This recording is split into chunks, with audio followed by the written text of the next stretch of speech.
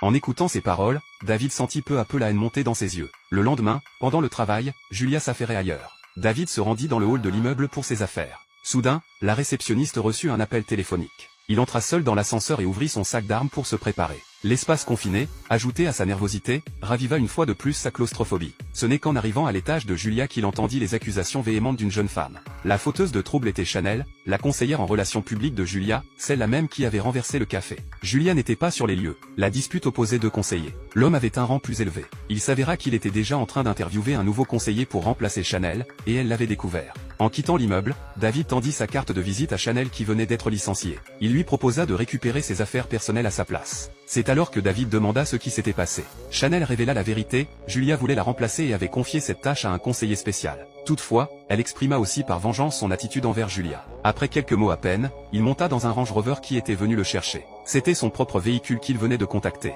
Bien que son supérieur lui ait appelé un taxi, il avait manifestement un choix plus luxueux à sa disposition. Quelque temps plus tard, David suivit Julia au Parlement. Là aussi, quelqu'un l'attendait, l'ex-mari de Julia. Le whip du parti réalisa qu'il avait peut-être parlé imprudemment. Il dut donc battre en retraite temporairement. Après le départ de Julia et David, il s'empressa de téléphoner pour enregistrer ses propos précédents, de peur que ses paroles ne se répandent et n'affectent sa carrière politique. Cette nuit-là, Julia rentra chez elle après le travail. Désormais, elle attendait tranquillement à la porte que David inspecte l'intérieur de la maison. Avant que David ne parte, elle le retint encore. Elle sortit sa chemise, il l'avait fait nettoyer à sec pour elle. David perçut le changement d'attitude de Julia. Julia semblait vouloir rester encore un moment avec David, alors elle chercha un autre sujet de conversation. David ne répondit pas. Ce silence grave ne ressemblait pas à un acquiescement. Julia redevint cette ministre de l'Intérieur pleine de défiance et de langue de bois. Peut-être parce qu'elle avait perçu que la question que David venait de lui poser portait une nuance de doute et de critique. La relation entre les deux, qui se réchauffait, plongea dans un gouffre glacé.